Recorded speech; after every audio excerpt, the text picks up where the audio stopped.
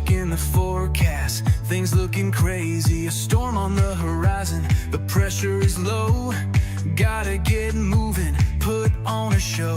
The news is all buzzing, state of alert, but we've got a plan, we're ready to work. Emergency Management Associates, we're here for the crisis, we're here for the fates. From the first sign of trouble to the all clear sign, we're on the front lines, we're one of a kind. Emergency Management Associates, we're the calm in the chaos, we're opening gates, connecting the dots and making the calls. We're picking you up when you're starting to fall.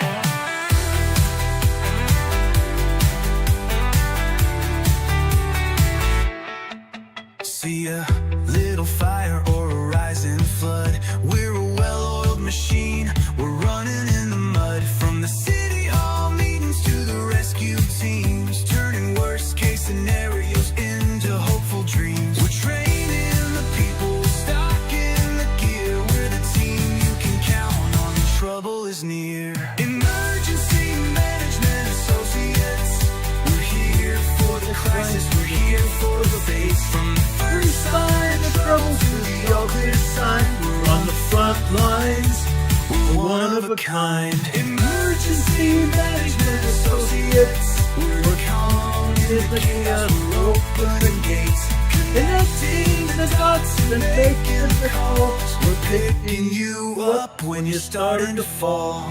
It's more than a job, it's a calling, you see. Prepared for the present and what's yet to be. Every second counts, we're ready to react for our communities. We're making an impact.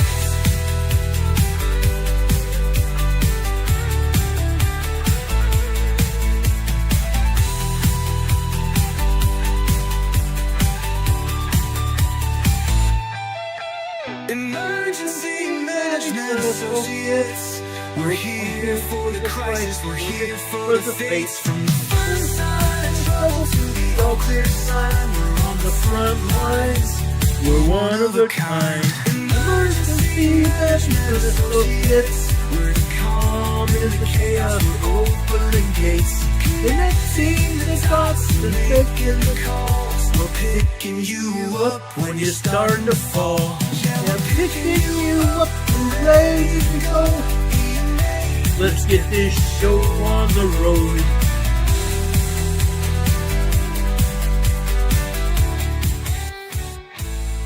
Let's get this show on the road, guys. My name is Ron Tyler. I'm with the Emergency Management Associates.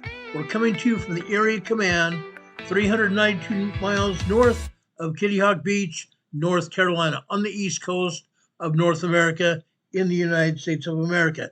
Welcome to our show, guys. We're glad to have you here. Now, guys, this is going to be a little bit different show than we've had in the past. I'm going to tell you that up front. This is going to be a bit different show. Yes, I'm going to start off talking about earthquakes. Then we're going to come full circle. I'm going to talk about one specific area that had a major, or not a major, but a very strong earthquake early this morning. We're going to concentrate on that area after that. The first thing I want to talk about is gas prices. The gas prices, they've gone through the roof, guys. They've gone through the roof. Now I'm going to talk about it, tell you why. I'm going to tell you exactly why. Now this is showing prices of gas on the East Coast. Prices of gas on the East Coast. Okay? But gas prices have gone up all across the United States, north to south, east to west, all around the country. I talked to our friend Rob52 from Arizona today. They are approaching $4 a gallon, $3.82 a gallon. A week ago it was just barely $3.54, $3.55. Now it's $3.89. Now, last week, a week ago and a half, okay? Maybe a week ago and a half. Gas prices here were at $2.89. $2.89 a gallon. Guess what? I bought gas on Saturday this past week. The gas price dropped to $2.54 a gallon. From $2.89 to $2.54 a gallon. They've now gone up. We noticed prices today at $2.71 a gallon at one gas station. They've gone up. Barely 1 week after President Trump hailed falling gas prices in last week's State of the Union, a week ago Tuesday, a week ago yesterday. Actions in Iran are sending the cost of gas back up. The war President Trump launched with strikes on Iran has spread across the entire Middle East, where more than 1/4 of the world's oil is produced. Okay? Gas prices have spiked almost immediately, undercutting a key data point in Trump's argument on Tuesday last week to skeptical Americans that the economy was soaring. Gasoline reached a peak of over $6 a gallon in some gas stations in some states under Biden. President Trump last Tuesday night said, quote, was quite honestly a disaster. It's not below $2.30 a gallon in most states. And in some places, it is $1.99. I don't know where those gas prices are. I've never seen those gas prices. I've not heard of anybody paying as little as $1.99 a gallon. I wish we were. Okay? But the numbers were rosier than those real figures, according to President Trump. Now, I'm not knocking him. I don't have Trump derangement syndrome. I don't have TDS. But gas prices look to be a strong talking point for the Republican hearing heading into the midterm elections this year. But guess what? Things have changed. Energy Secretary Chris Wright pumped gas to underscore the message that the administration was making fuel cheaper for all Americans. But that was last week. This week alone, since the average price of gas in America rose 16 cents to nearly $3.11 per gallon of gas, according to AAA.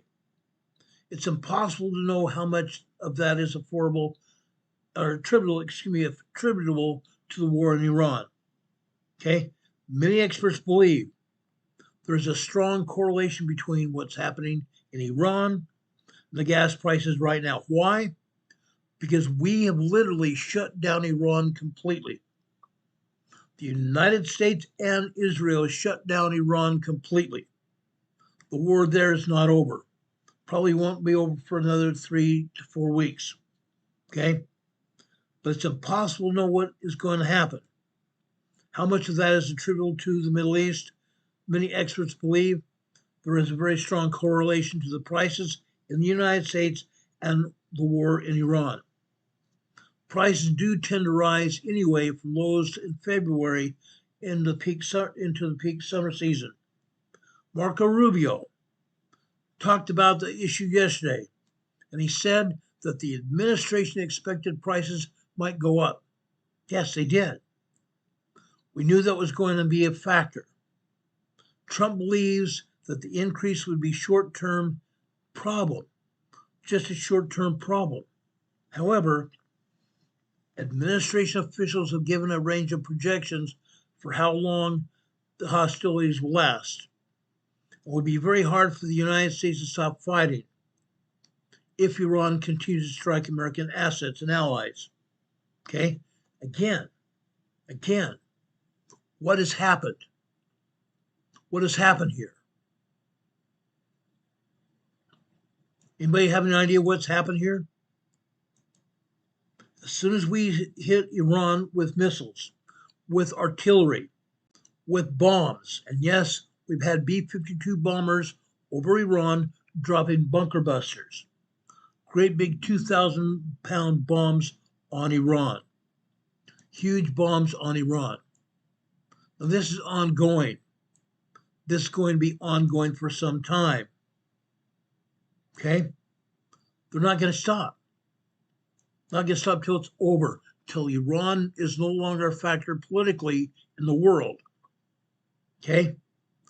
As soon as this ends, those prices are going to drop again, back down probably lower than they were.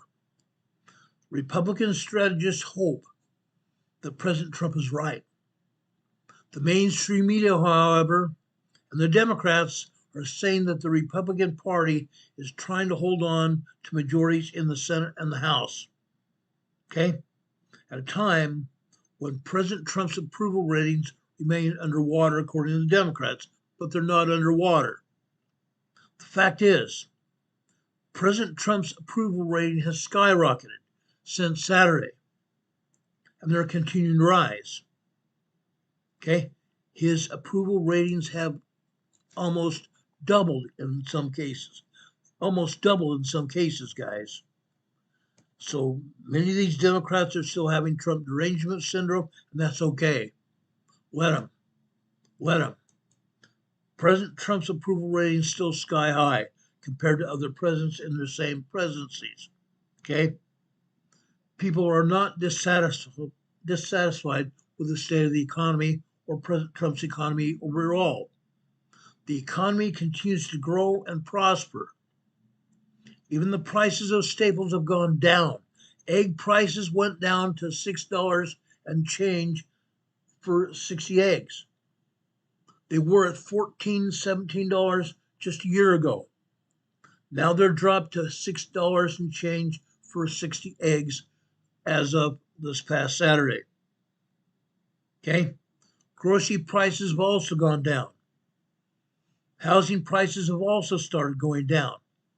Interest rates have gone down as well. Now, I have a lot of friends who are realtors, including Mark Pires. Okay? Mark Pires is one of my best friends. I've got a dear friend over in Denver as well. He's also told me that interest rates have gone down and house prices are in a good range right now for anybody that wants to get into a house. Okay?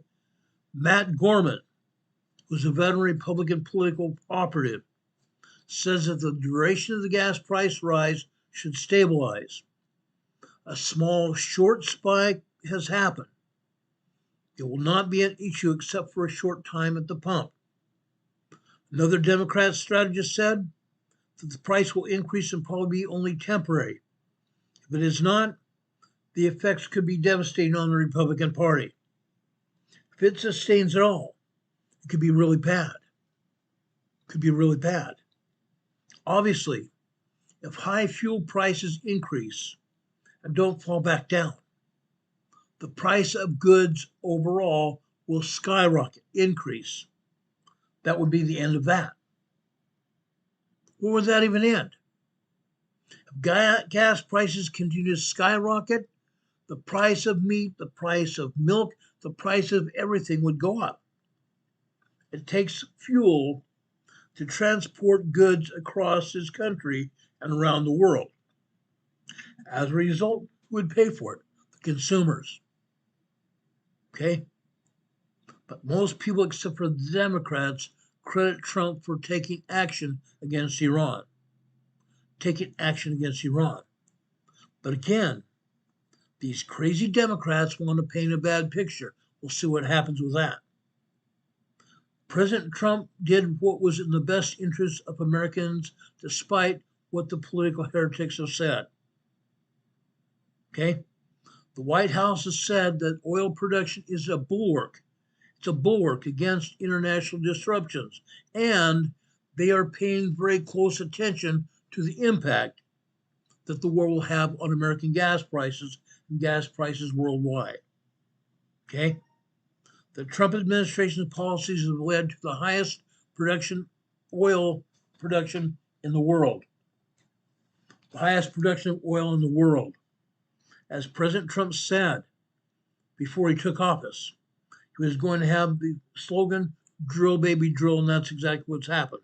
By contacts in the Gulf, including a rise in oil, I've said that President Trump has done that, and that's what they've done as well. Drill, baby, drill. Okay? Now, with this oil field going on right now, oil around the United States is being pumped out of the ground. As a result, oil gas prices have gone down. Now they've gone up before because of the war. Okay? The Department of Energy and the Treasury Department will continue to monitor the markets and do everything possible to keep prices stable. Mark Bednar, a Republican strategist at the former aide to former Speaker McCarthy, and said that President Trump understands the dynamics of markets and politics as well, and he's familiar with it enough to adjust to the wartime fluctuations. If there's anyone who knows the political value of affordable gas, it is President Trump. His energy dominance agenda and his long-term policies of America First, long-term policies of encouraging American production and cutting through Biden-era regulatory burdens have been a huge success here in the United States around the world. President Trump's announcement about the United States Development Finance Corporation will ensure that the U.S. Navy may escort tankers through the Gulf, through the Strait of Hormuz. Again, right after the war started, Iran closed the Strait of Hormuz, but that's going to end very soon. The United States may escort tankers through the Strait of Hormuz. That's going to be essential in keeping energy prices palatable for the American electorate. Now, let's leave that fact alone right now. Okay? Gas prices will at some point stabilize, hopefully very soon. Okay? I promise you this. We'll keep an eye on this and bring you the latest as soon as we have the information. Now, I want to change topics just a little bit here. Just a little bit. Why? Because this is one of the top stories today. One of the top stories today, guys. Why? Why? This woman right here, Ilhan Omar from Minnesota, Somali member of Congress. She said that she is Somali first and is not American at all. She's an American citizen, but she's Somali first. She could care less about the United States of America. Now, that's wrong. That's dead wrong. Every United States senator and every congressman, woman or man, should be pro-American, not have any other country in the forefront. Ilhan Omar on Saturday leaked strike information to Iran. Congresswoman Ilhan Omar leaked strike information that killed Iranian leaders. Okay? Senator Ron Johnson, Republican of Wisconsin, said he was very suspicious that Representative Ilhan Omar from Minnesota might have committed treason by leaking President Trump's plan to strike Iranian leadership, many of whom are now dead. The question is this treason? Is this treason? I believe it is.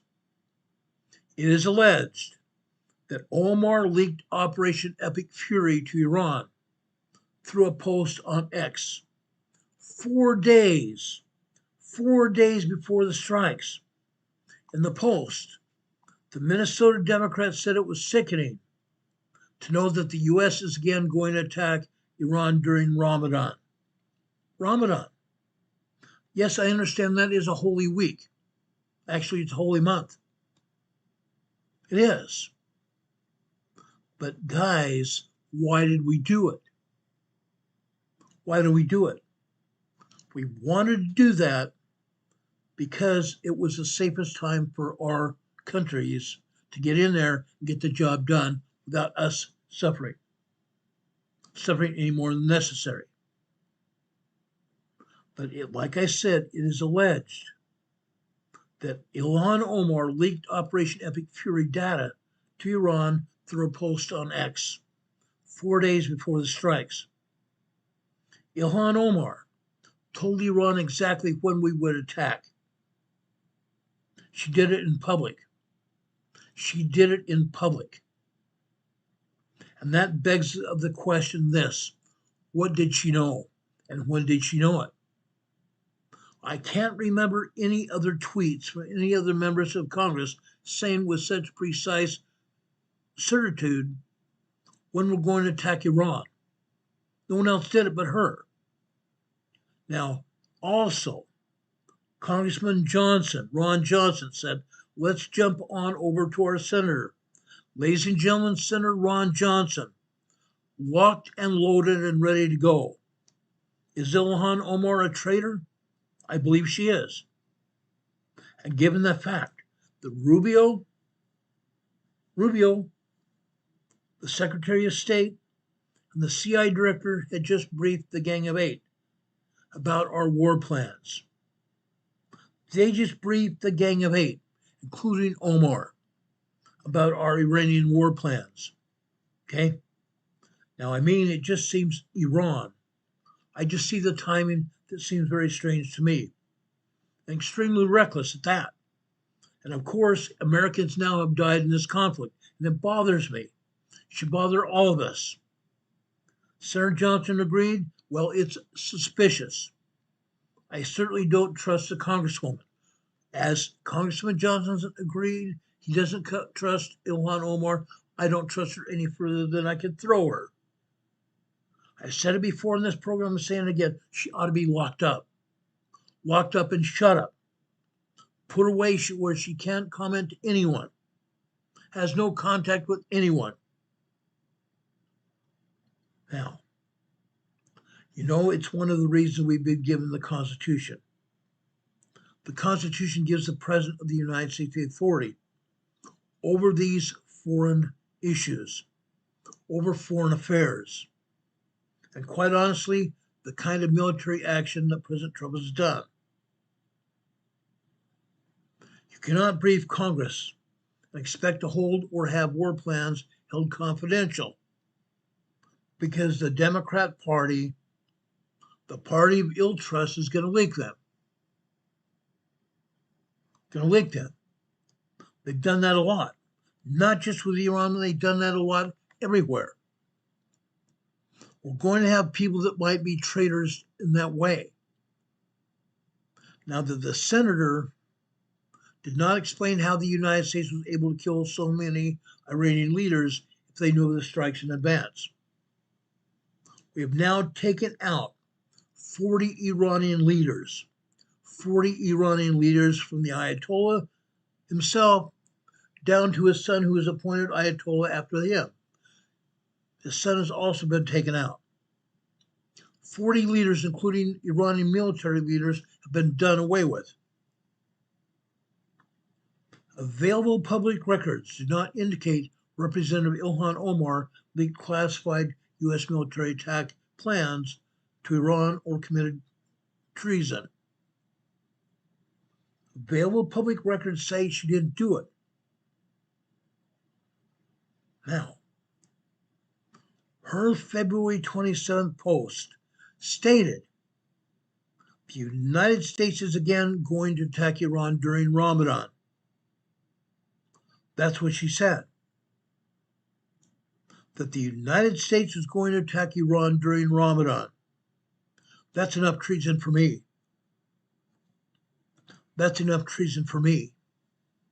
Okay?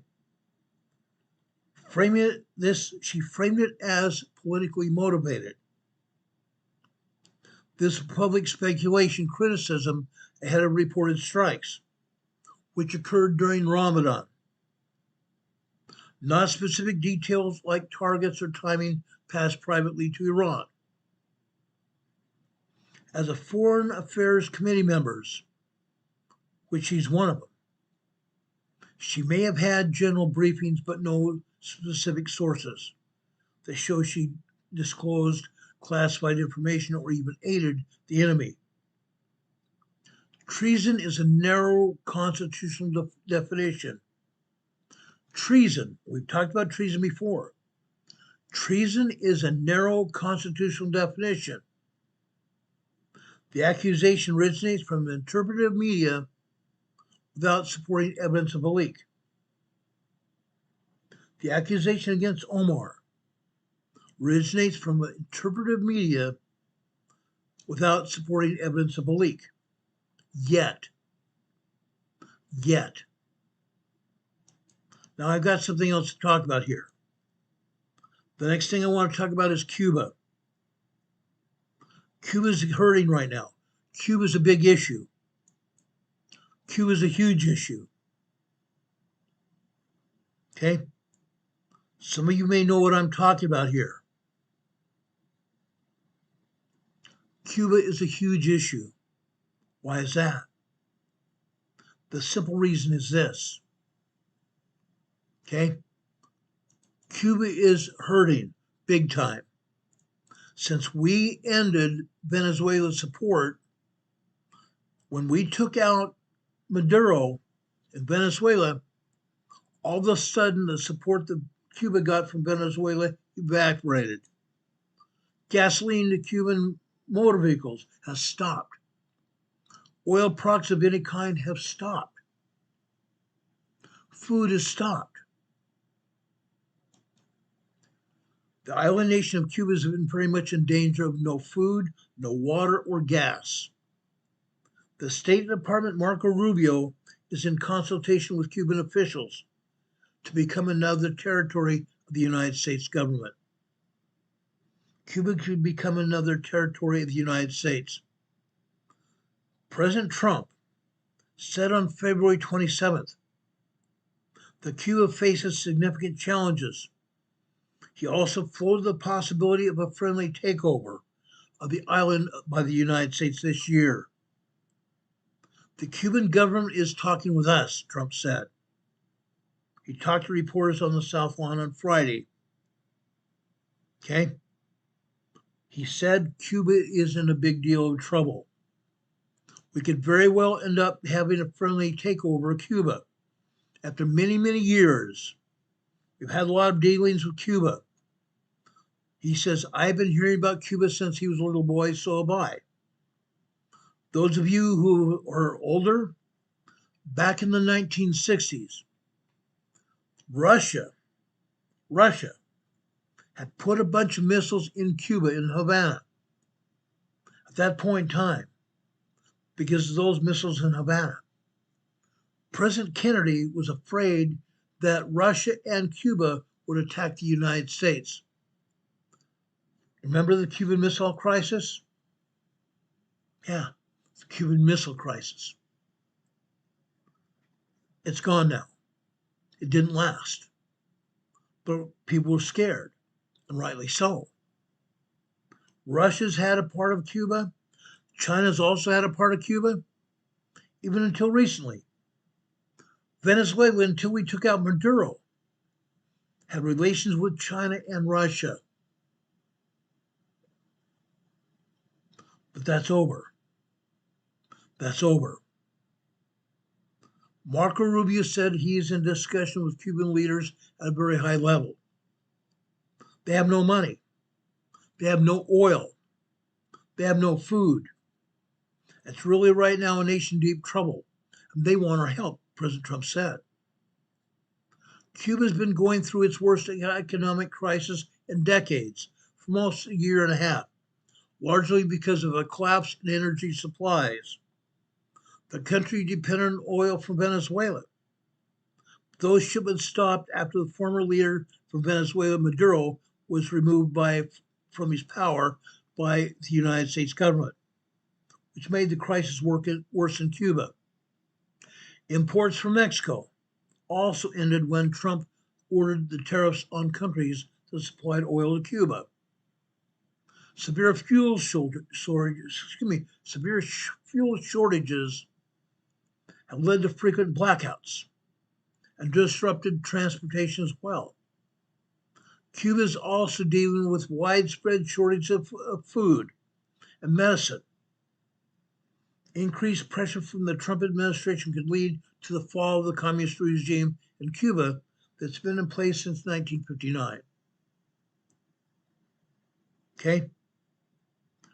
During the Senate Foreign Relations Committee hearing on January 28th, just over 2 months ago, actually a month and a half ago, Senator Brian Schatz from Hawaii, Democrat from Hawaii, asked Secretary Rubio whether he would make a public commitment that the United States would not get involved in changing the Cuban regime. Rubio responded, "Oh no, I think we'd like to see the regime there change. That doesn't mean that we're going to make a change, but we would love to see a change. He said a change in Cuba's regime would be a great benefit to the United States. It would. That way we wouldn't have to worry about getting attacked from the south.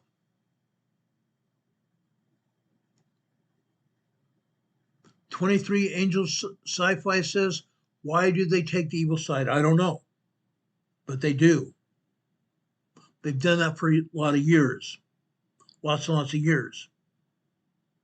Rubio also referenced the Helms-Burton Act of 1996, which requires a Democrat transition in Cuba before a U.S. president can normalize a relationship. The Helms-Burton Act of 1996. Now, let's go back to President Obama. He went past the Helms-Burton Act. He violated the Helms-Burton Act. He normalized relationship with Cuba, violated the law. But again, the Helms-Burton Act of 1996 requires a democratic transition in Cuba, regime change in Cuba, before a U.S. president can normalize a relationship with Cuba. It was codified in law. It requires regime change in order for us to lift the embargo. That's what Secretary Rubio told him. On February 25th, Cuban officials said the country's Coast Guard had killed 4 people from the United States and injured 6 others in an exchange of gunfire with a U.S. registered boat that entered its waters from Florida. According to officials, the speedboat was carrying 10 armed Cuban exiles from the United States who fired at soldiers off the island's north coast of Cuba. Cuban Deputy Minister of Foreign Affairs Carlos Fernandez, Carlos Fernandez de man, I can't pronounce all these names.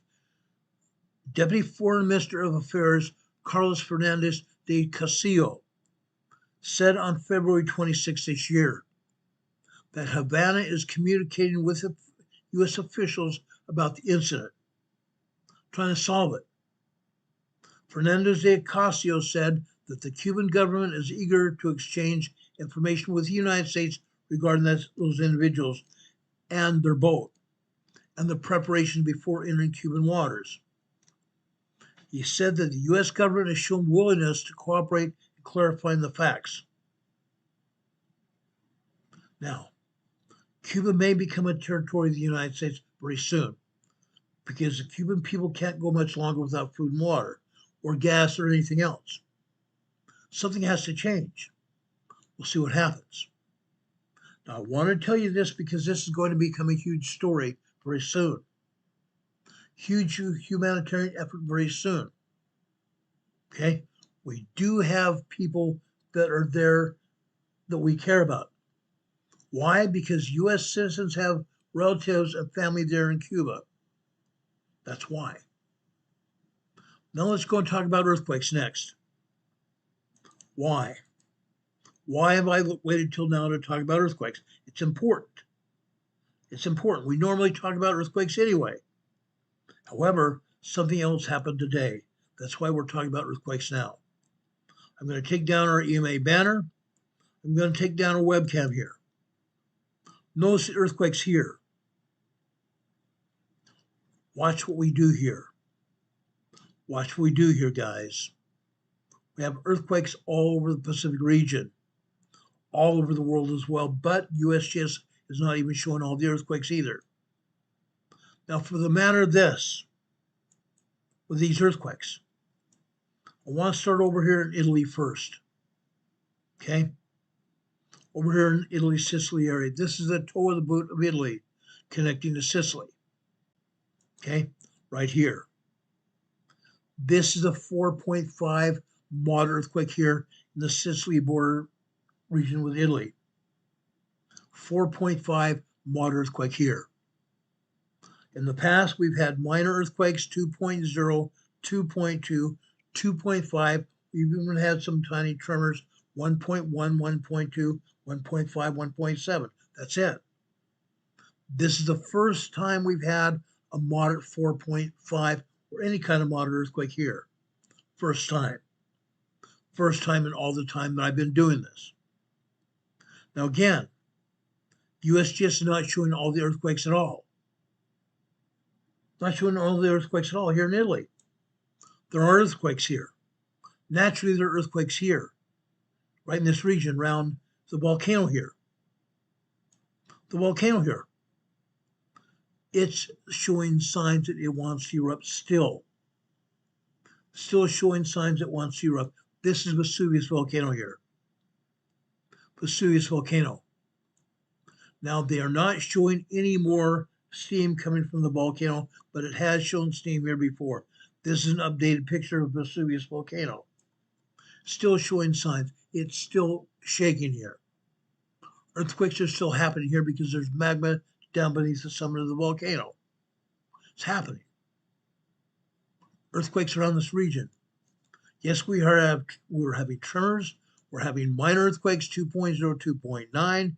We're having 3.0, 3.5 earthquakes here as well. Right now, we have not had any moderate 4.0 or larger earthquakes here in the past 2 months. Have not had them.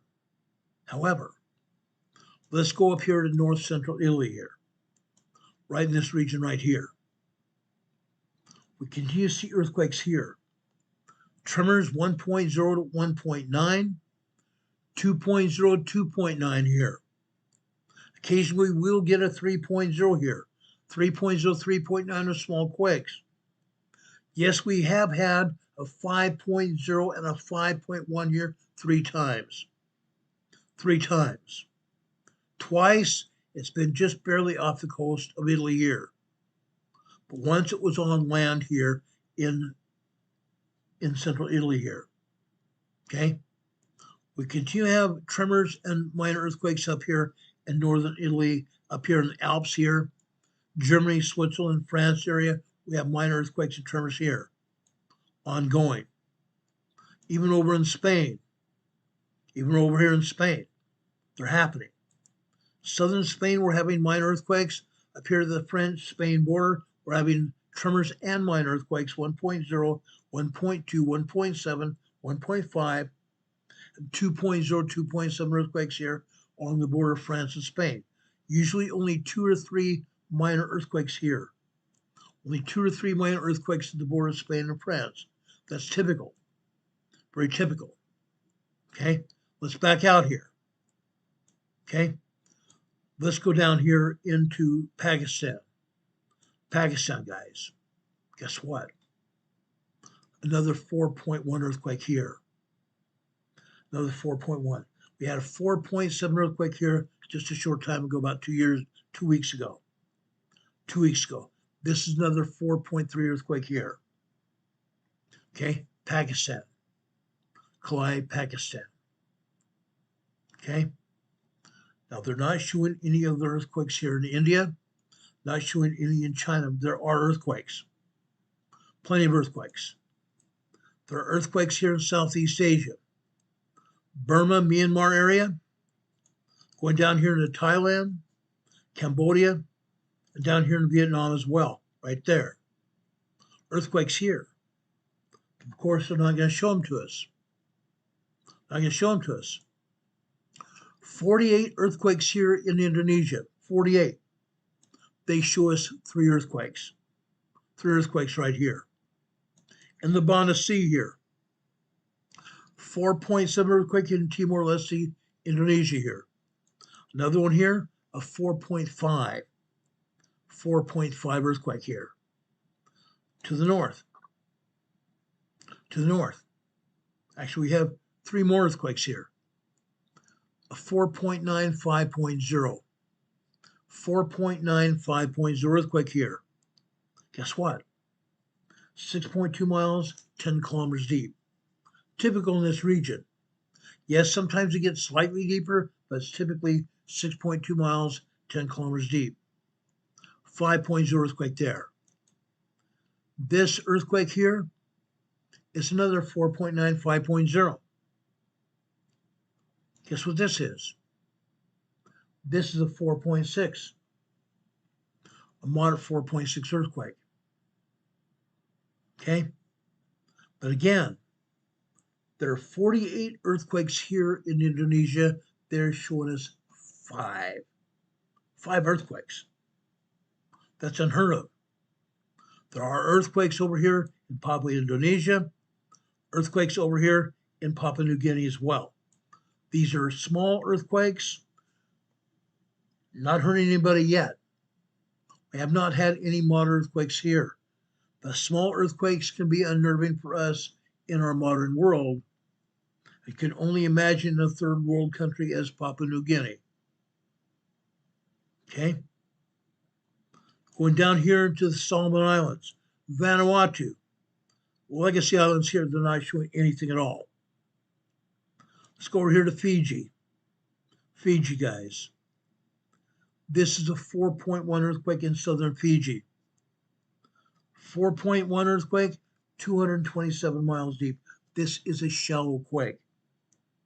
This is somewhat shallow quake. We're still having minor earthquakes and small earthquakes here in New Zealand. Not a big deal. When we get a small earthquake here in New Zealand, those people start wondering, is this going to lead to a bigger one? Usually not. Not right now. Now, this past week, during this past 7 days, we've had two 5.0 large earthquakes down here, south of the South Island in New Zealand here. It's happened. May happen again. That's pretty typical now. Pretty typical.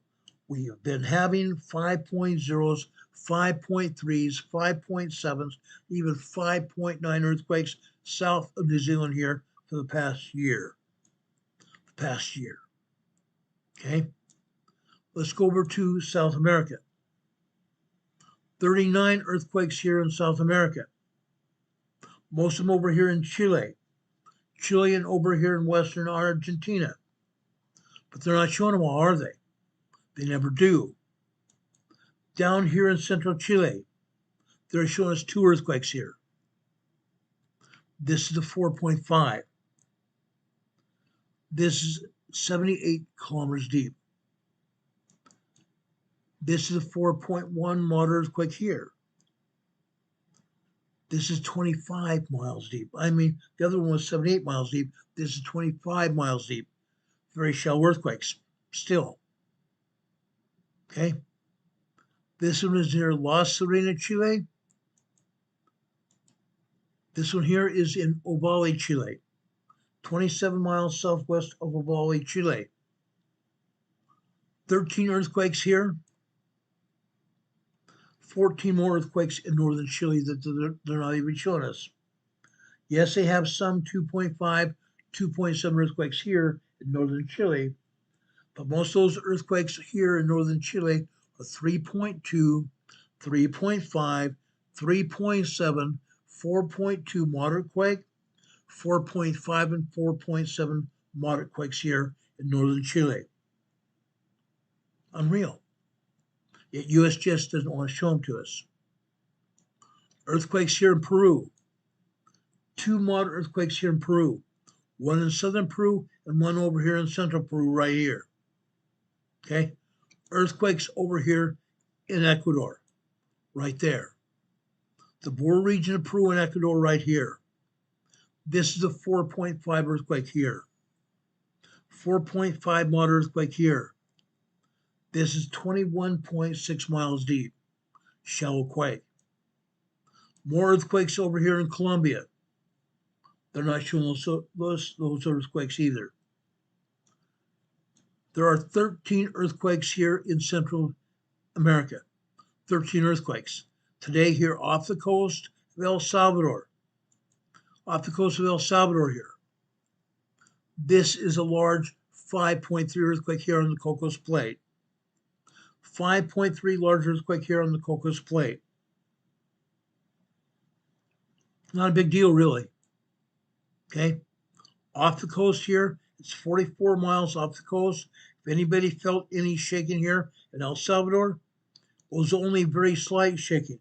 They're not going to feel large earthquake shaking here along any coastline of El Salvador. It's far enough off the coast, nobody felt this earthquake. Nobody. Now, let's go over here just on the north side of the Guatemala border off of southern Mexico. Only earthquake USGS is talking about. Puerto Madero, Mexico. 17 miles southwest of Puerto Madero, Mexico. 4.5 moderate earthquake here.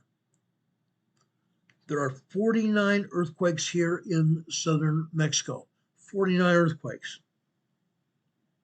Most of those earthquakes are far down here in southern Mexico right here, but they stretch all the way up here to Puerto Vallarta right here. That's a lot of earthquakes. Those earthquakes are 3.04.5. 3.04.5. You'd think USGS will tell us about at least a handful of those earthquakes. They do report 4.0, 4.5s, 4.9 earthquakes around the globe.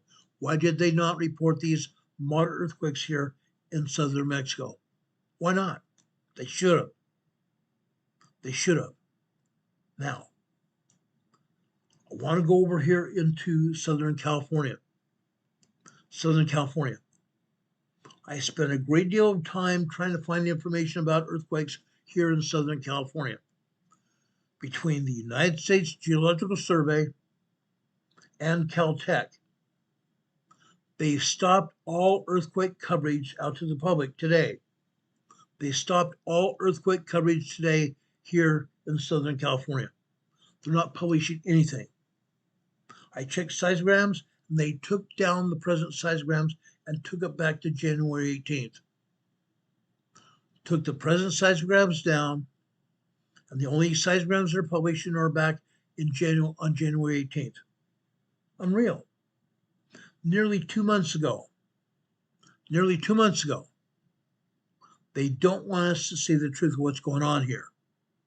They don't want us to tell us what's going on here. Let's go down here near the border of US and Mexico here, right here. This is Calexico, guys. This is Calexico. Calexico, California, down here in the Imperial Valley. We have a swarm of earthquakes here. Swarm of earthquakes. This earthquake just happened. This is a 2.0 minor earthquake here. 2.0 earthquake here. All the way down south here, Mexicali. They say this is northeast of Mexicali. It is. It's in the United States. In the United States, guys. 2.1 earthquake. This is a 2.3. 4 miles northeast of Calexico. Calexico is a border city with the U.S. and Mexico. Mexicali is on the southern side of the border. This is a 1.6 tremor here. This is a 2.2 minor earthquake. This is a 1.8 tremor here. This is a 1.3 tremor. This is a 2.0 minor earthquake. This is a 3.0 earthquake. This is a culprit. 3.0 small earthquake here. This started it all. What do we have here? 8 aftershocks. 8 aftershocks here. 3.0 earthquake and 8 aftershocks. Now, down here to the south of these earthquakes, what do we have? What do we have? We have a geothermal field right here. Geothermal field. Guys, they are pumping steam out of the volcano up in the Salton Sea. They're pumping steam out of the Salton Sea volcano all the way down here. You can see the terminal facility here. You can see the terminal facility here. It's not the only one. There are several of them here. right here as well. Okay?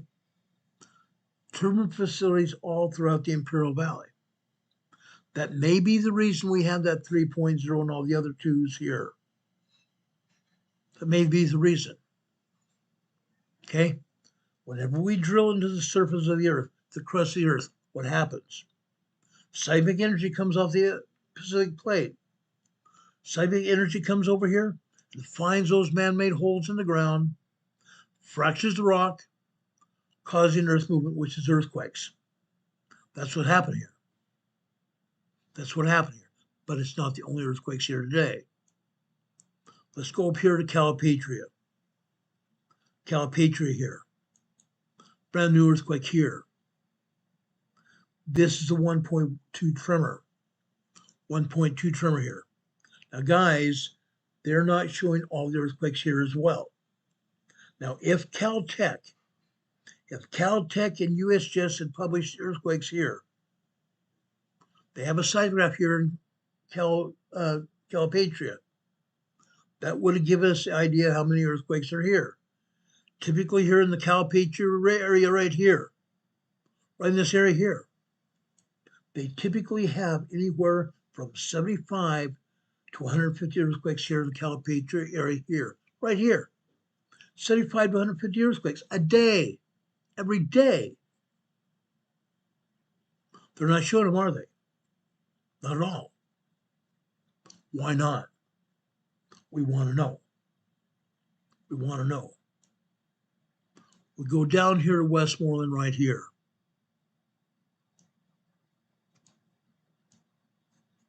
Okay? Up until 2 months ago, they had a seismograph in Westmoreland. The seismograph in Westmoreland always had minor earthquakes 2.0, 2.9, and tremors 1.0, 1.9. Always, always. 25 to 50 earthquakes here every day in Westmoreland. Further south, there's Brawley. Yes, occasionally we had earthquakes here in Brawley. Occasionally. Let's drop down here to the town of Imperial. Good old town of Imperial here. Guess what? There is a seismograph here in Imperial. Lately, I think they've turned the seismograph down because they're not getting many earthquakes. They're not even showing all the tremors here in the town of Imperial. That's not normal. The town of Imperial has anywhere from 25 to 50 tremors alone. 25 to 50 tremors alone, and not including minor earthquakes, 2.0, 2.9 as well. And yes, there are 3.0, 3.5 earthquakes here in the town of Imperial every day. Lately, they're not showing that. Down here in El Centro, down here to the south here, just south and west of Imperial, is called El Centro. I bypassed it for some reason, right? That's Dixieland here. There's Imperial. There's El Centro right there. Okay? El Centro has a seismograph there recording earthquakes.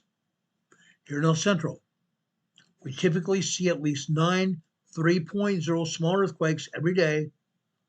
Every day, at least 9 to 20 3.0 earthquakes every day here in El Centro, as well as minor earthquakes 2.0, 2.9, as well as tremors 1.0 to 1.9 every day. Okay, without fail. Yet USGS doesn't want to tell us about it. Why not? Why not? They're here. They should be telling us about it. Now, over here in the town of Holtville, you see Holtville here on your map? I've been in El Centro, I've been in Brawley, and I've been in Holtville. Here in Holtville, we still have a seismograph that's operational here. We still see minor earthquakes 2.0, 2.9. We continue to see tremors here, and yes, occasionally we will even have 3.03.5 earthquake here in Holtville. They're not showing all these earthquakes at all. Typically, what we see here in the Imperial Valley, going all the way up here into Bombay Beach right here, and going north here into North Shore Salton Sea right here. Yes, this is a town called North Shore Salton Sea. Over on the west coast up here, the northwest coast of the Salton Sea here, Salton City. These areas have earthquakes every day. Tremors from anywhere from 1.0 tremors on up to 3.5 and 4.5 earthquakes every day. Every day. Those 4.5 earthquakes every day here occur here at Bombay Beach. Good old Bombay Beach. Now, the San Andreas Fault starts up in off the coast of Northern California, where it connects with the triple junction of the Cascadia Subduction Zone and the Gorda Escarpment. The San Andreas Fault starts way up there, goes all the way down through California, all the way down here. Here at Bombay Beach, comes all the way down the eastern side of the Salton Sea here to Bombay Beach. This is where the San Andreas Fault goes underneath the Salton Sea here, goes underneath the water here. Okay? Then it comes out down here to the south over by Calipatria. Then it continues southwest to Westmoreland here. Then it kind of goes southeast through the entire Imperial Valley, through Brawley, past Imperial, to the east of El Centro, comes all the way down here just west of Holtville,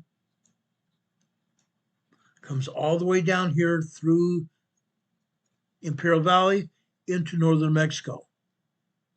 You can see that on this diagram here. It shows the San Andreas Fault here. Then the San Andreas Fault continues through northern Mexico. Then it comes out here into the Gulf of California.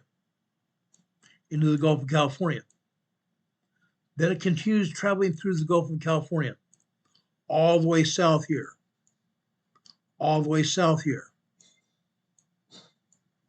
Down the coast of Mexico. All the way down here to the south.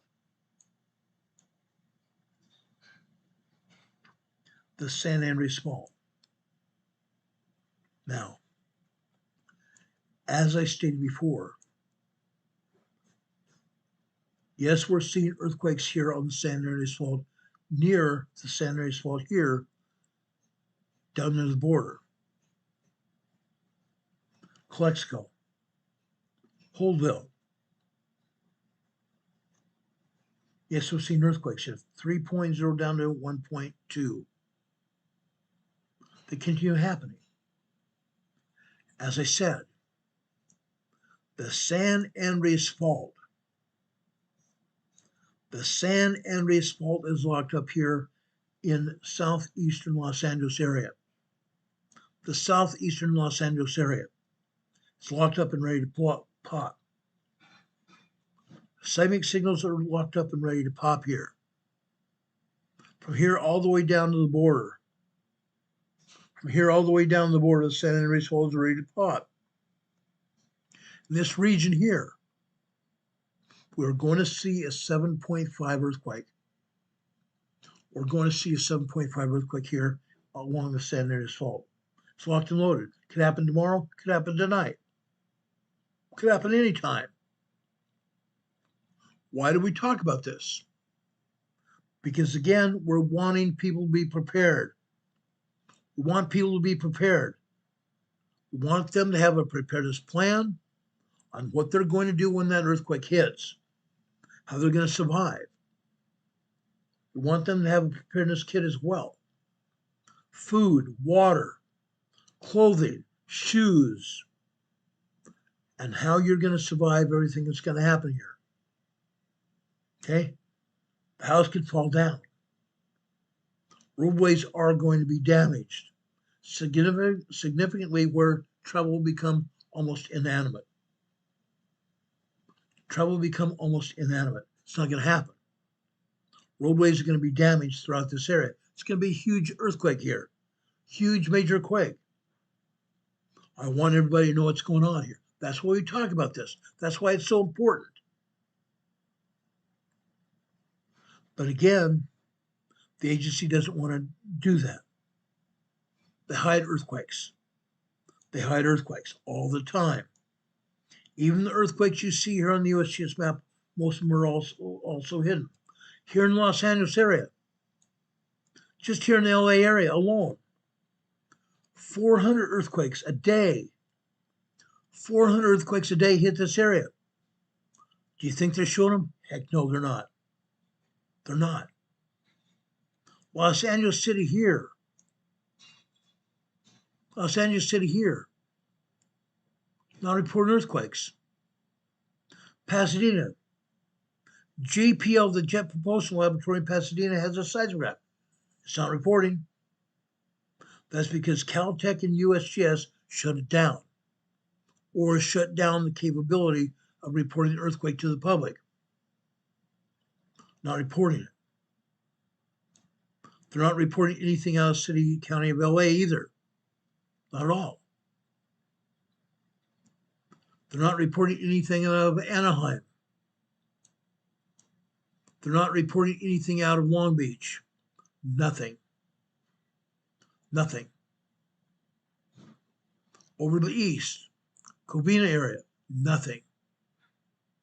Glendora, nothing. Over here, Rancho Cucamonga, Ontario area, nothing. Chino Hills, nothing. Not a thing. Over here also, Mira Loma, Loma Linda area, nothing. Not anything.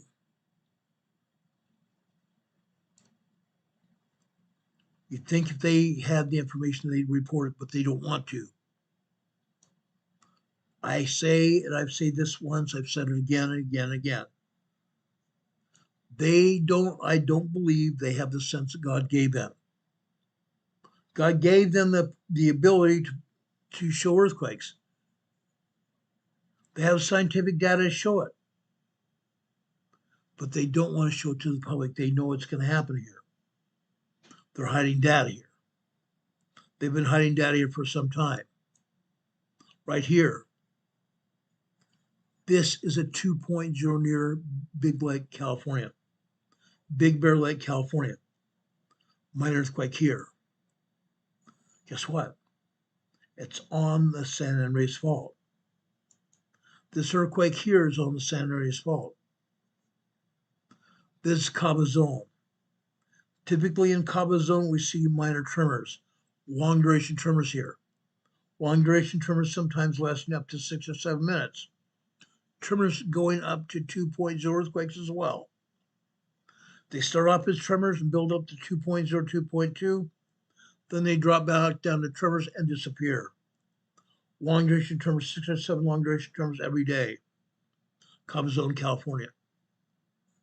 But yet they report as 0.5 microquake. Interesting, but no cigar. This is Beaumont, California, just south of the San Andreas Fault. 0.8 microquake here. Further to the south on the San Andreas, Garnett, California. 0.4 microquake here. Go further south here. We're still seeing activity over here in Dios, California. USGS is only showing us a 0.5 microquake here on the map. There are microquakes, there are tremors, and there are even minor 2.0 earthquakes here in Dios, California. They're not showing to us. Back over here to the southwest, on the San Jacinto Fault. This is the 1.1 tremor here in Idlewild, California. San Bernardino Mountains in Idlewild, California. 1.1 tremor here. This is the 1.6 tremor here. Also 6 miles southwest of Idlewild. We go further south here on the San Jacinto Fault. San Jacinto. Guess what? This is a 2.2 earthquake. 2.2 minor earthquake here. Just south and west of there. Anza Brager Desert State Park. Anza Gap. Northeast San Diego County. This is a 0.7 microquake. This is a 0.4, also in the Anza Brager Desert State Park, North San Diego County. Further to the west. In this case, this is on the Elsinore Fault. This is a 0.9 microquake here. Further to the south, this is a 0.8. This is just east of Julian, California. Julian, California, where we had a 5.1 earthquake this time last year. 5.1 earthquake this time last year. That would make this an aftershock. Microquake aftershock. Now, let's go further down here to the southwest. Lakeside, California. Good old Lakeside, California.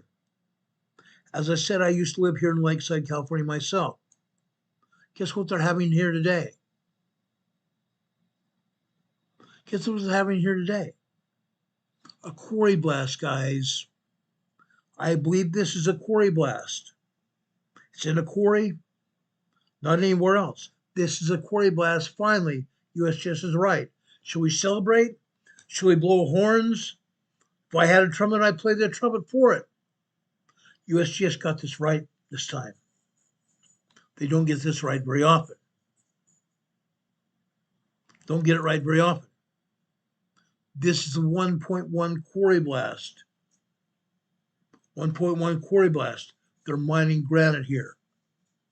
They're mining granite here in this quarry, Lakeside, California. Okay. I live just south of that quarry here in Lakeside, California, right here.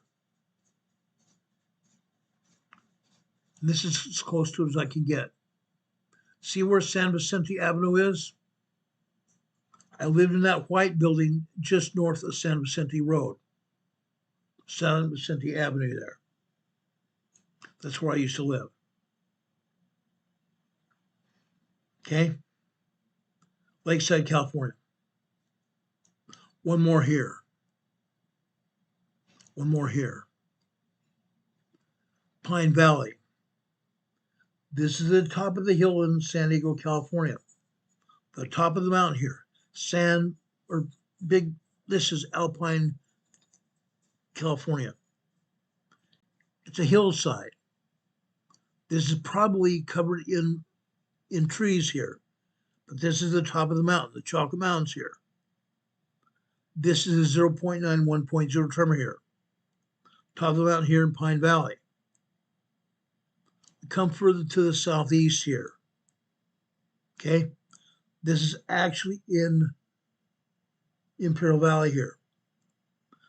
The Western Imperial Valley here. Ocotillo Wells.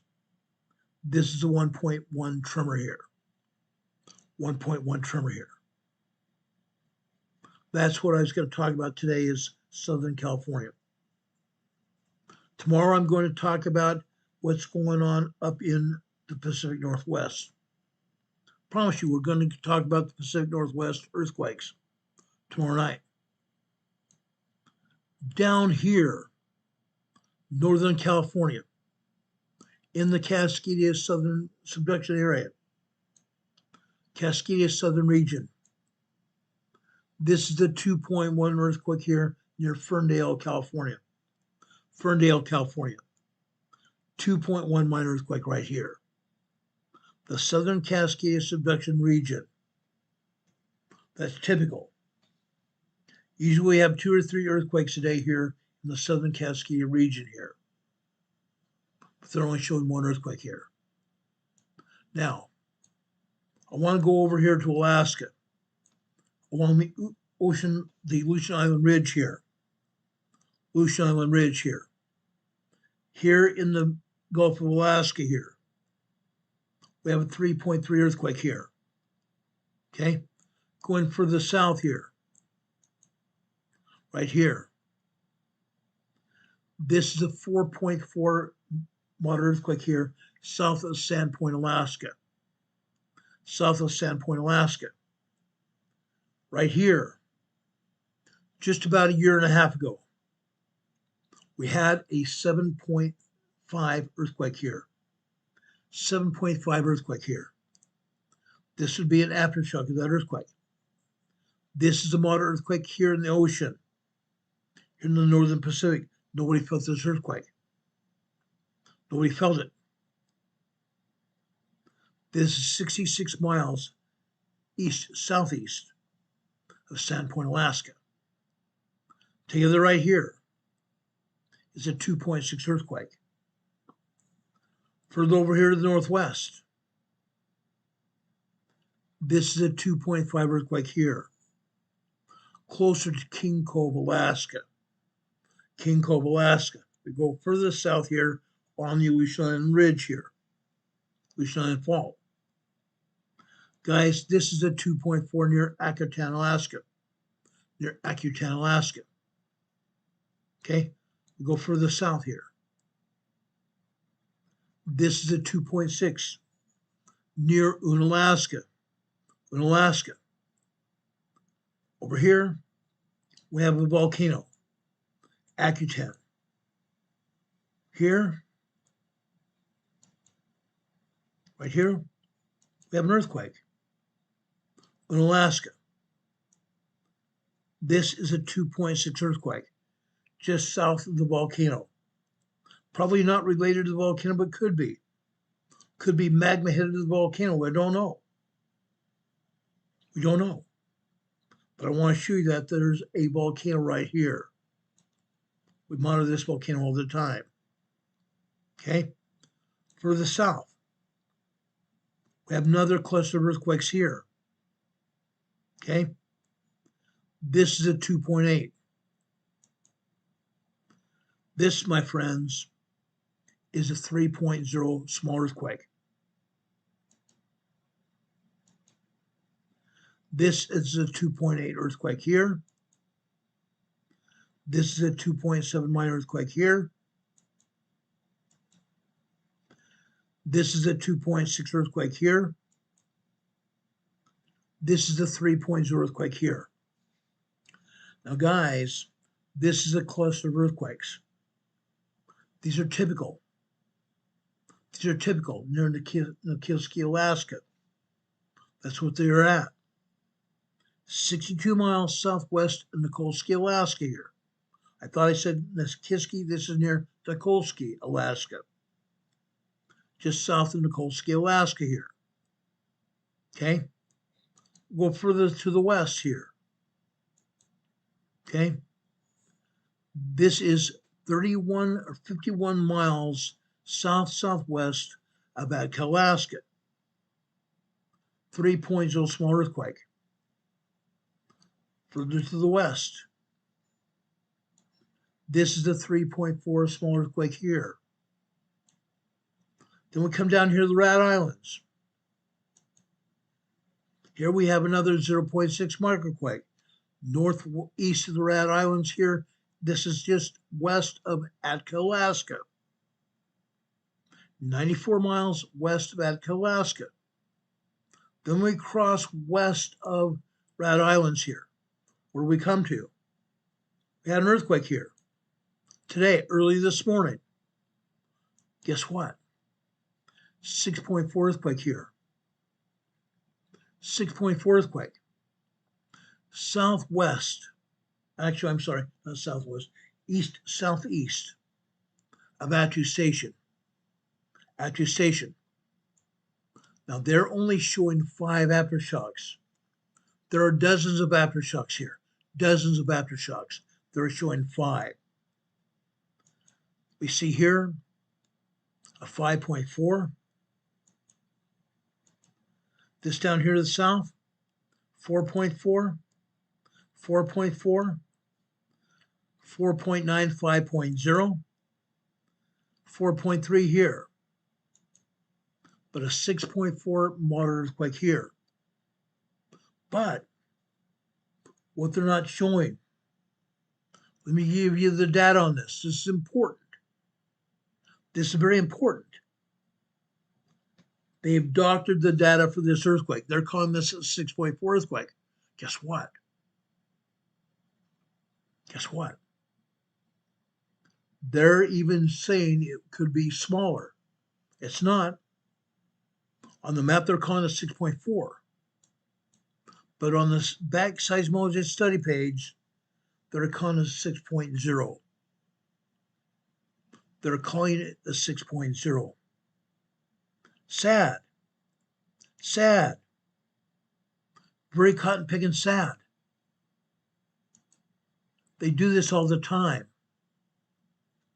They do this all the time. Well, dadgummit. Right there. I do have it. I thought they tried to prevent me from getting it. Okay?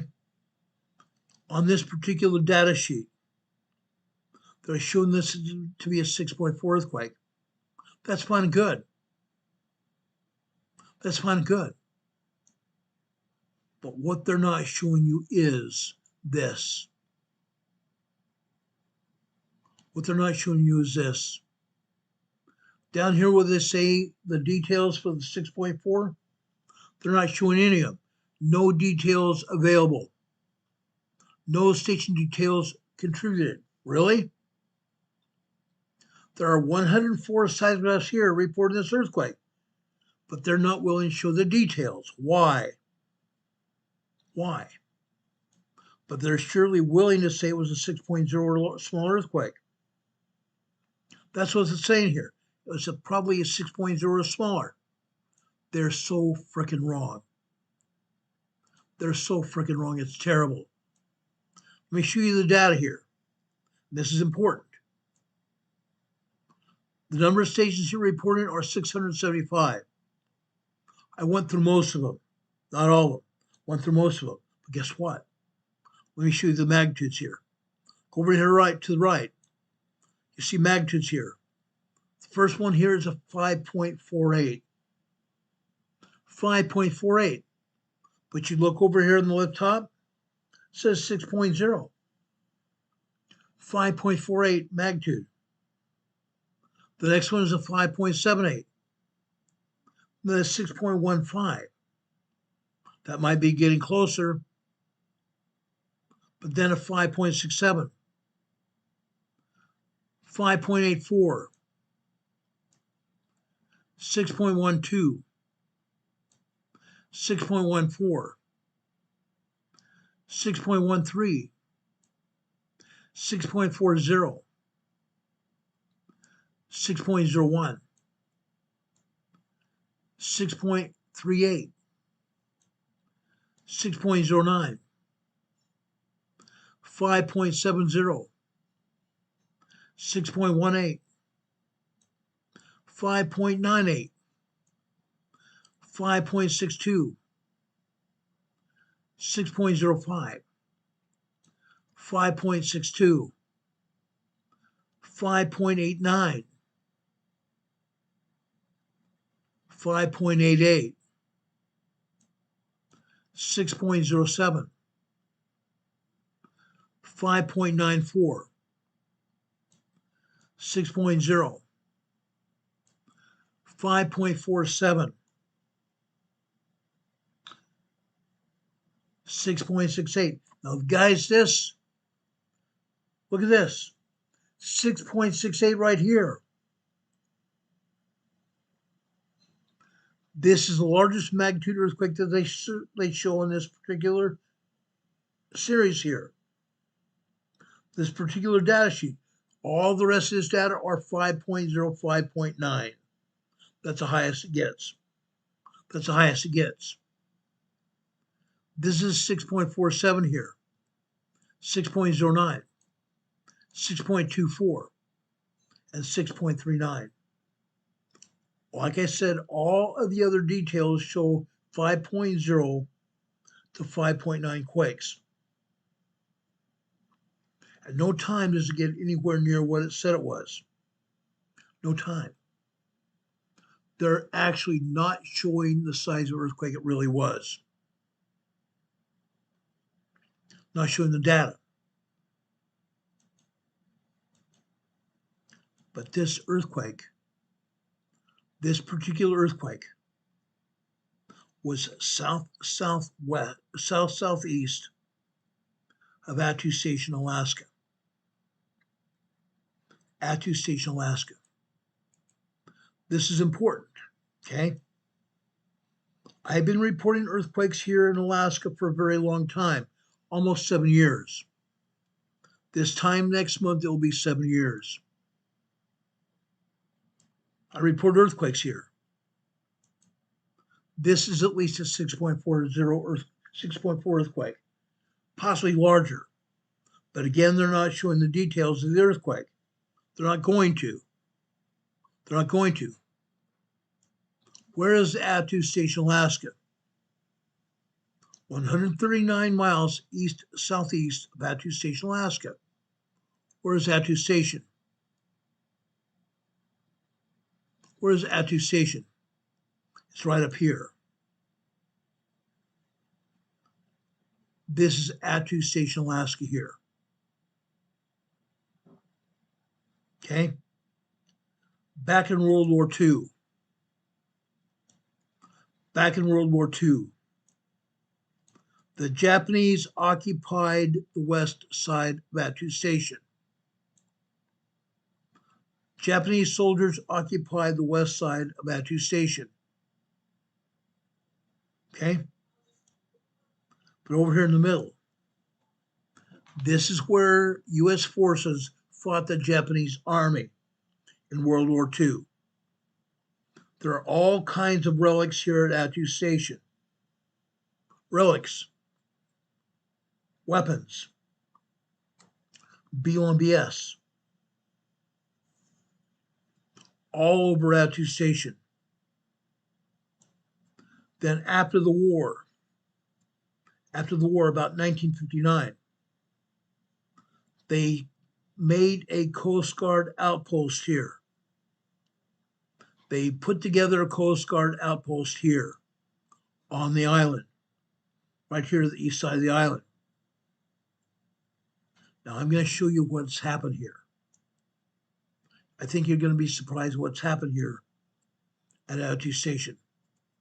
Between 1959 and 2010, the island was occupied by American forces. Between 1959 and 2010 is the Coast Guard outpost. Coast Guard outpost. At one point in time, they had 5,000 people here at Attu Station. Now it's been abandoned. There's nobody living here. Nobody living here at all. Let me show you what's happened here. I got pictures detailing what's going on here at Attu Station. Why did I research it? Because we had earthquakes here. Earthquakes in this region. Okay? This is Attu Station Island. Okay? There is an abandoned Coast Guard runway here. Yes, the Air Force built this runway back in 1959. Actually, I'm sorry, back in the Second World War. But in 1959, the U.S. forces made this a huge runway. This is a 4,500 foot runway. 4,500 foot runway. They made it easy so supply cargo planes, C4s, C5, C3 cargo planes can fly in and out of here to Attu Station. It's one runway. one runway here. Okay? Now, I'm going to show you two other things here. This is a helicopter at the end of the runway.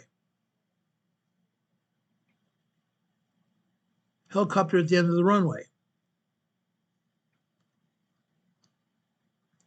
Now, I'm going to show you the Coast Guard building here. This was decommissioned in 2010.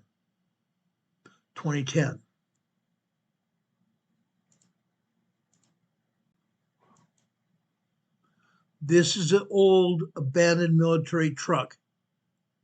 All the equipment here on Attu Island has been abandoned and is rusting, damaged and rusting. Let me show you something else.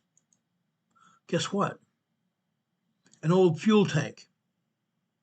Old fuel tank. The fuel tank ruptured. Oil and gas and aviation fuels all over the island. It's in the island waters. It's in the island soil. Let me let someone else tell you about this. This woman comes from the Alaska Department of Fish and Wildlife. Let's let her tell the story. Attu gave biologist Deborah Rudis goosebumps. Until her first visit to the island in 2007, Rudis had only seen Attu's past while sifting through decades of documents for her job at Juneau's U.S. Fish and Wildlife Service office. She plans to return this summer with a team of other scientists to catalog the work that needs to be done.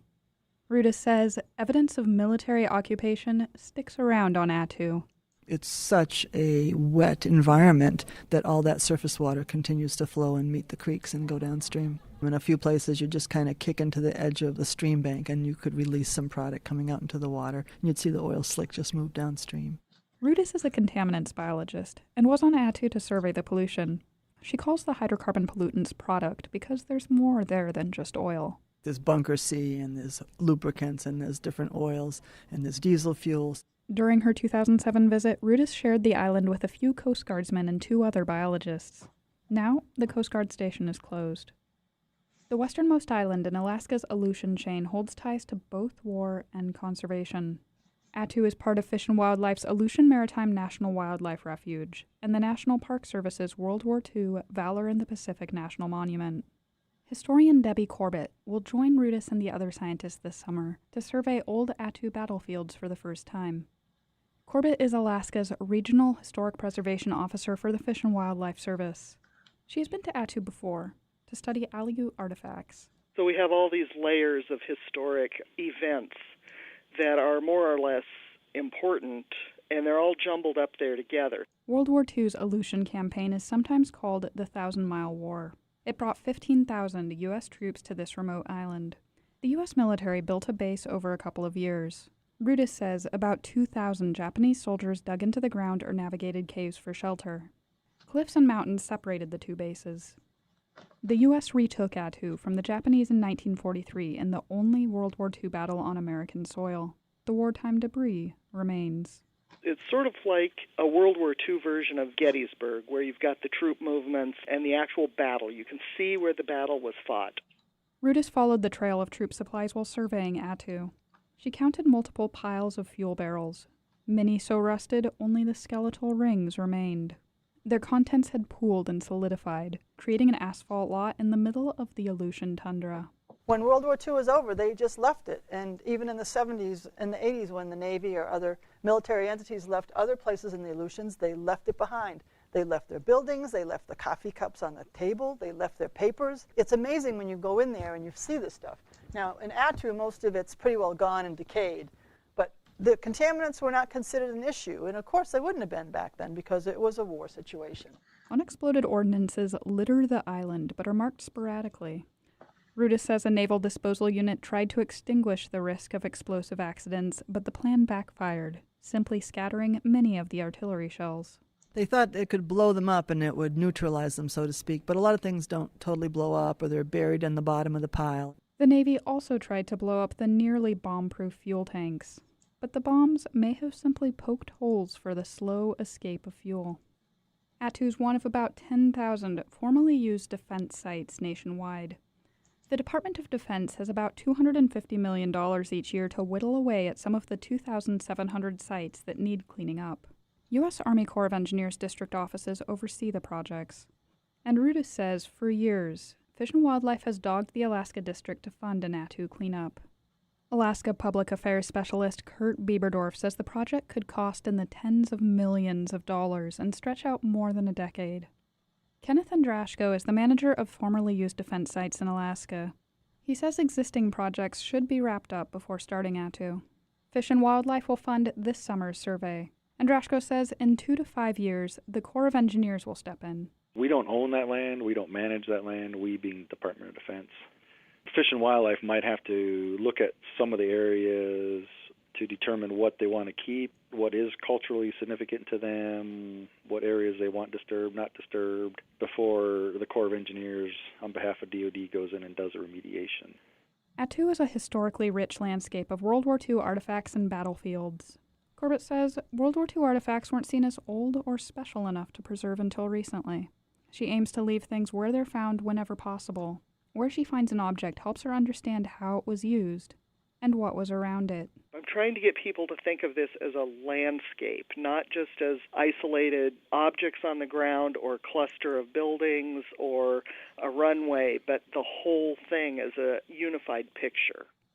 This summer, the Fish and Wildlife team will get to Attu by sea. The Coast Guard Station's abandoned runway needs a safety check before planes can land. The Corps of Engineers is making it a priority to clean up Attu before the runway decays. Like the dregs of war, the tundra will eventually reclaim the runway pavement. For K2, I'm Kelsey Gabrowski. Okay, that's the story of Attu Island. I thought it was possibly necessary to talk about this today because I wanted you to see this because of the earthquake just southeast of there. 6.4 earthquake, it may have been larger, but again, they're not going to show that to us. They never do. They hide the information. I've proven it time and time again, they hide the information. Guys, do you have any questions about anything we talked about so far today? I appreciate Juby Joe for joining us. We haven't seen Juby Joe in quite some time. I appreciate Juby Joe joining us here. God bless you. I hope you're feeling better, Juby Joe, very soon. Get to feeling better. We appreciate you and love you. Okay? Appreciate you a lot. Guys, we love you. We love you to bits. Okay? Love all of you here. We love our EMA family. Love all of our EMA family everywhere. Now, guys, do you have any questions about any earthquakes? Do you have any questions about any of the activities we talked about? Do you have any questions about the Iraqi-Israel-U.S. war? Not the Iraqi, I'm sorry, the Iranian-U.S. and Israeli war. Okay, I've done enough research. I could talk Turkey with you. I can talk about it.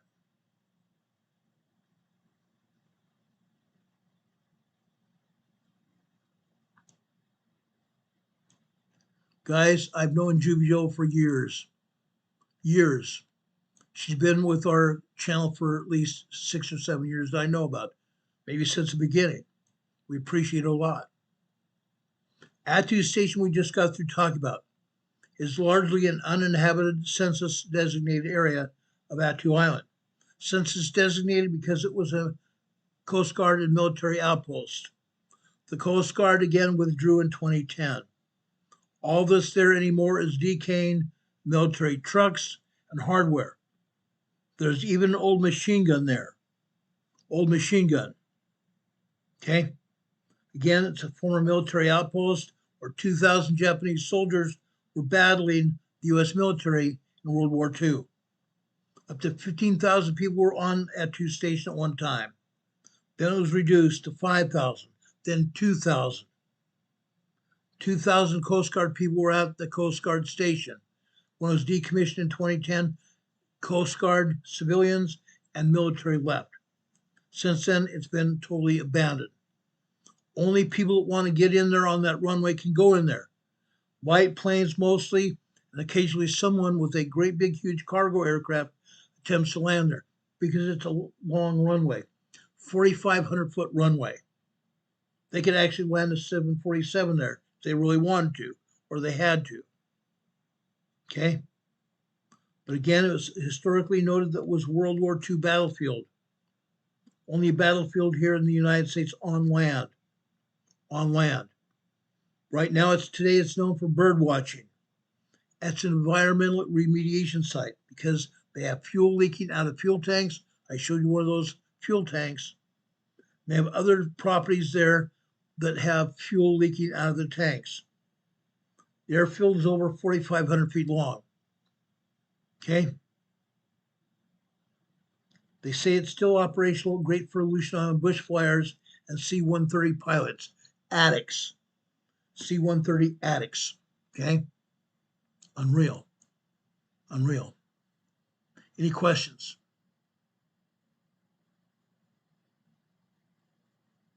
Hurricane Heather says she would love to go watch weather now. Hurricane Heather, I appreciate you being here. Guys, over in the Midwest and the Northwest, we're going to see snow here. We're still going to see snow for another month or so. It's going to happen. In the Midwest, we're going to see tornadoes. We're going to see heavy rain. That's going to happen. Prepare for it. We're going to talk more about that tomorrow on Friday. Okay? Here on the East Coast, here in North Carolina, for the first day in 2 weeks, we saw 65, 70 degree temperatures here. Guess what? By Saturday or Sunday, we may see 80-degree temperatures here in North Carolina for the first time this year. For the first time this year. It's going to be heavenly. Carol hates it because she'd rather see snow. Okay? But we still like it here. It's a pretty area. Very beautiful area. Guys, we love you. We thank you for being here. Guys, if you want to help contribute to this program, go to our 2 PayPal locations and give us donations to the program. We'd appreciate that support. Or you can go over to our mailing address, 504 Bethel Road, Box 401, Morganton, North Carolina. The zip code here is 28655. Send us cards and letters, and even stick a donation inside the cards and letters that gets to us. Gets to us. If you want to send us comments or questions, or even ideas what you want in this program, go to our email address, rltnspdema@gmail.com. rltnspdema@gmail.com. We'd love to hear from you. Also, down below this video today, after you get through watching it, comment section will be put up by YouTube. Go to the comment section, leave us comments after this video. YouTube loves to see comments. They love to see the numbers of people watching our program during the time we're on the air. Why? Because they judge us by the number of people watching our program. Number of people watching our program, the time you spend watching the program, it's heavily judged. Also, they look at likes, thumbs up. So please, guys, give us thumbs up on this program. Also, watch this program. Watch it through to the end of the program. The longer you watch it, the better off it is, because then YouTube will let other people on YouTube watch our program. Otherwise, they won't even show our program. They rarely do anymore. But guys, you mean a lot to us, and we mean a lot to you, I'm sure. Now, God bless you guys. We love each and every one of you. God bless you. Now, in closing, we're coming up on the Easter season.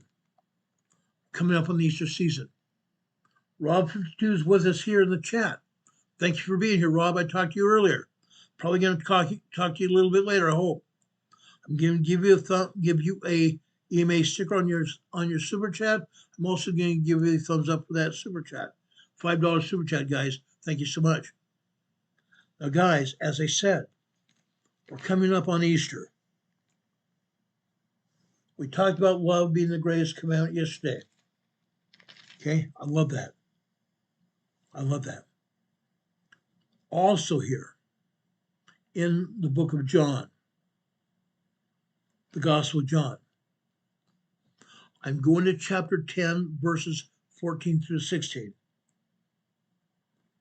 I'm also going to read you verse 27, 28. I am the good shepherd, and I know my sheep, and am known of mine. The Savior here is not just talking about sheep, the animals. He's talking about all of us.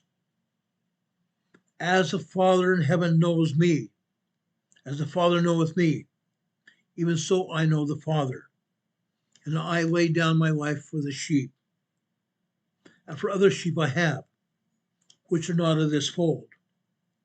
Them also I must bring, and they shall hear my voice. There shall be one fold and one shepherd. Verses 27 and 28. My sheep hear my voice, and I know them, and they follow me. I gave unto them eternal life, and they shall never perish. Neither shall any man pluck them out of my hand. The Lord Jesus Christ is our Savior. I've got a strong testimony of that.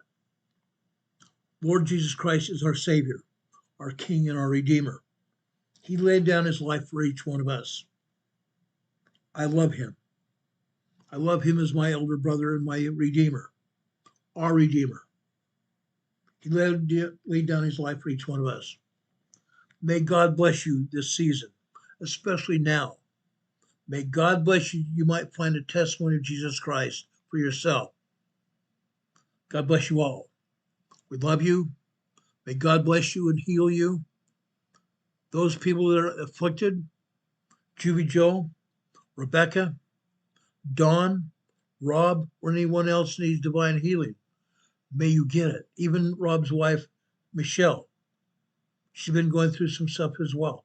Guys, pray for each other. Pray for our EMA family. They need it.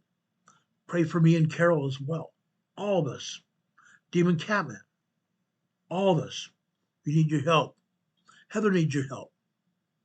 Heaven needs Heavenly Father's help. May God bless you.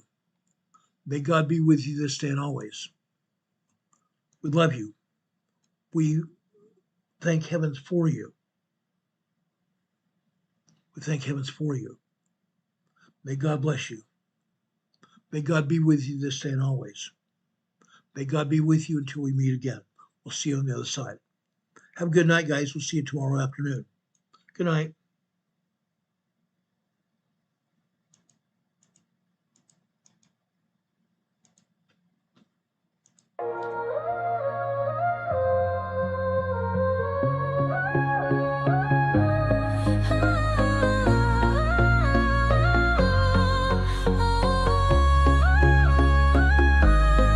Here at Emergency Management Associates, we're dedicated and true,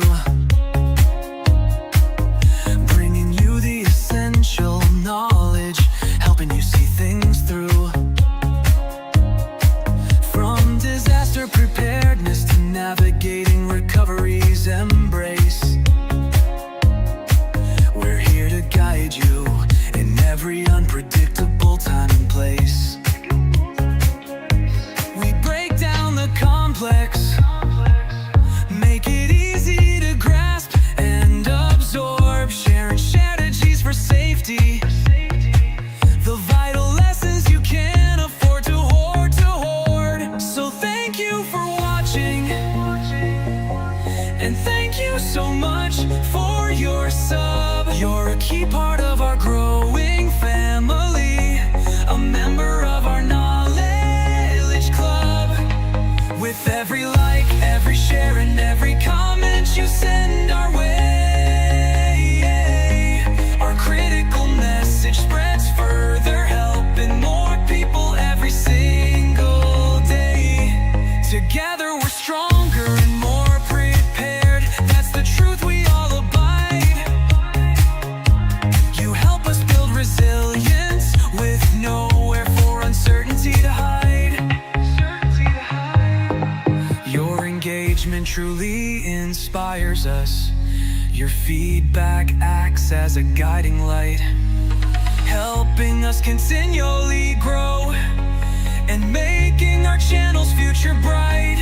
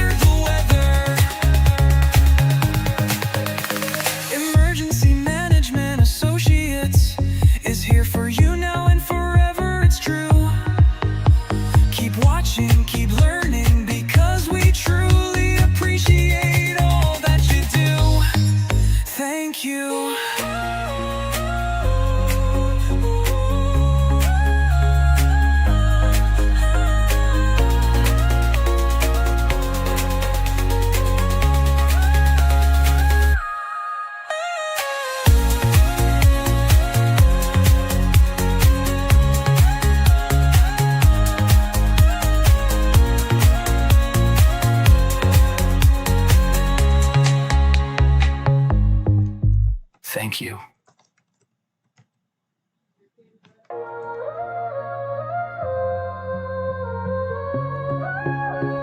Thank you, everyone. Have a good night. We'll see you tomorrow.